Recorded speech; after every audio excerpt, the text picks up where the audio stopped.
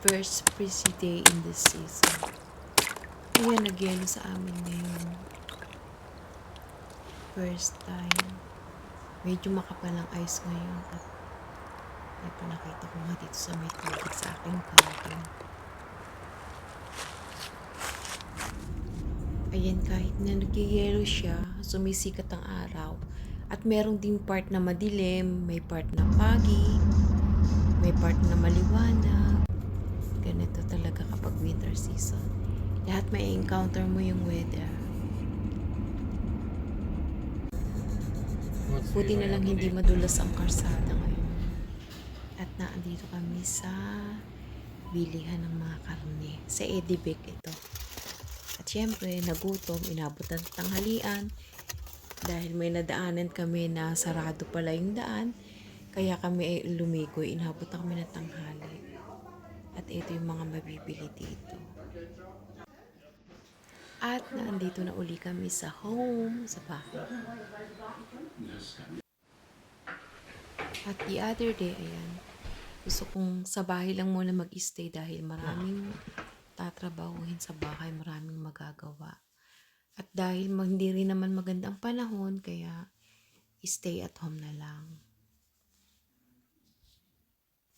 At pagkatapos maglinis, ayan, nagpunta muna ako sa labas para may fresh air, gala-gala, nag-vlog ako, nag-picture, at syempre oras na ng tanghalian, kaya magluluto tayo ngayon ng sinigang na hipon na table.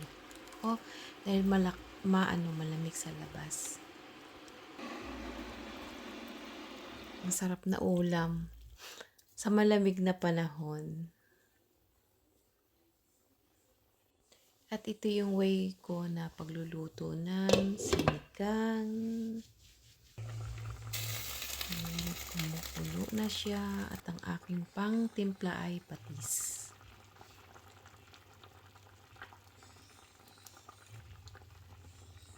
Naglagay na rin ako ng talong.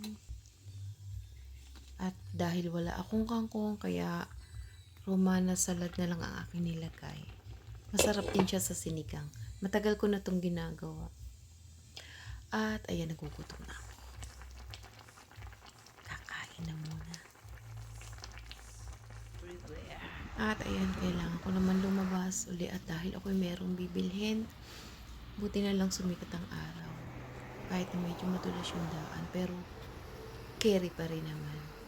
At naglakad-lakad na rin muna ako dito sa Restede na malimit kong nilalakaran. Wala lang. Siyempre, magkape na rin tayo bago ako umuwi. Dahil malayo pa ang lalakarin ko dahil nagpark ako sa mas malayo para mahabang aking malakad. At ayan, cappuccino ang in-order ko at saka Schwarzwälder na cake. At may nadaanan ako dito ng chocolate shop.